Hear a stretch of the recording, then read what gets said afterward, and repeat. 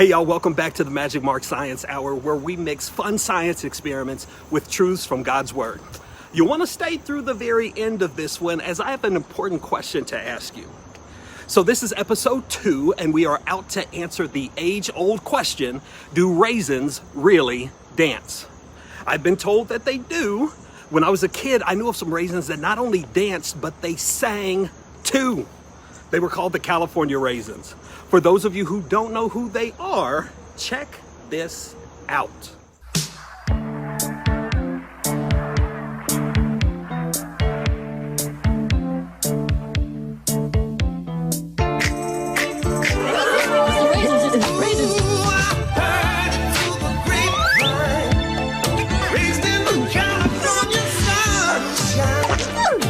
California raisins from the California vineyards. Don't you know I heard it through the grapevine? Sounds great, doesn't it? Yo, they were fantastic when I was your age. All right, so I have my two helpers here. This is newly to the show, Milana, my daughter, and Eli back for the second episode. And what we are going to do here, I got my high quality H2O water right here in front of us, and I have some raisins. And the word on the street is when you put the raisins into the water, they will start to dance. So we're gonna try this, okay? You ready? Mm-hmm. Milana, you ready? All right, grab your two raisins and let's put them in. Plop, plop, plop, plop.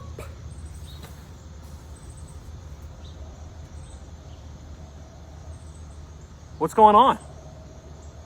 Is anything happening? Uh-oh. What did we do wrong? The raisins aren't doing anything. They're just sitting. There's one on the bottom that's kind of rocking, but I think it's because Milana's on the table. But other than that, they're not doing anything. Okay, so we're gonna go back to the drawing board, because do we quit when the experiment doesn't go the way we think? Do we quit? No. Do we quit? What do we do? Keep doing it. We keep doing it. We try again. So we're gonna go back to the drawing board, but while we do, check this out. Deep Thoughts with Pastor Mark. Hey, back when I was in grade school, like many of you are now, the California raisins were super popular. So popular that in one of my classes, we made our own. This one was mine, and I am super proud of it. But for some other people, it could be pretty ugly, and I get it, right? I get it. The thing has no pupils, just white eyes. The paint is sloppy. The microphone is the same color as his hand. But I gave this thing my all. If there's something that doesn't turn out great in school and you give it your best, don't be ashamed of the outcome. Be proud of what you accomplished, but practice and work harder to make the next one even better. Right? Right. This has been Deep Thoughts with Pastor Mark. Okay, I think I figured this thing out. Do you know what we were missing? This. The water had to be carbonated. You know the fizz you hear and see when you open a soda pop for the very first time? Well, you see it in the bottle, you hear it both places, can and bottle. Well, that's carbon dioxide leaving the bottle or can. The carbon dioxide fizz is what helps make the raisins dance. Supposedly. I'll believe it when I see it. All right, let's take a look. So we're gonna drop these new raisins into the container of carbonated water and see what it does. Here we go. Okay, so the raisins are supposed to initially sink down into the bottom of the container of the liquid and then start to rise as some of the carbon dioxide bubbles attach to the raisins. We will see if that's what actually happens. Okay, everybody, let's get it. All right, we're going to drop our raisins. Notice all the bubbles. Oh, look, there's one going up. Whoa. Oh, how cool is that? So there are a few at the top and there's some at the bottom, and look what's happening. Look, that one goes up and it went back down. And that one goes up and boom, it goes back down. Those are dancing raisins.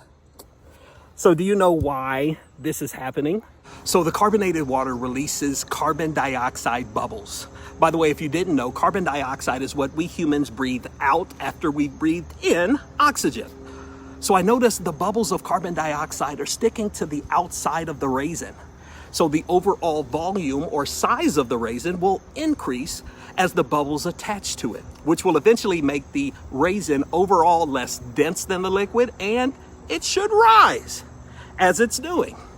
But when the raisin reaches the top, some of the bubbles will burst and the raisin will again become denser than the liquid it's in and will fall again. So let's watch. That's why you see them bouncing up and down like they're dancing in the liquid. Check it out. Let's get you a little bit closer so you can see what's going on. Look at how the raisins pop up. Oh, that one just showed us exactly what happens.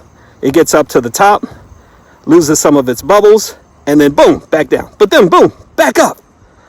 Eli, how cool is that? Super cool. My goodness.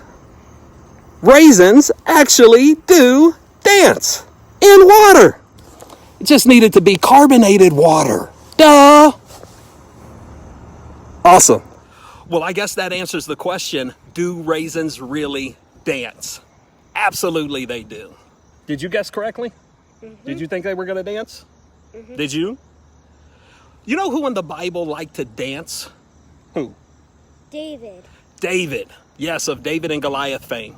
In 2 Samuel 6:14, David danced before the Lord with all of his might. And in Psalm 149, 3 and 4, it says, praise his name with dancing and sing praises to him with the timbrel or tambourine and harp. For the Lord delights in his people. He crowns the humble with victory. This experiment and that scripture reminds me how fun it can be to praise God. The bubbly raisins in the experiment gives us an idea how. How can we praise God with enthusiasm every day? We can learn by reading the Bible. David shows us how. We can praise God through prayer. We can do it in good times and bad times. We can do it through singing. We can even do it with dancing. Now be like those raisins and worship God with everything that you have. Anytime today, put on your favorite worship, Christian, Jesus, song, rap, whatever, and have fun praising God, all right? All right, everybody. I hope you enjoyed our science experiment today. There is more to come on the Magic Mark Science Hour. See ya!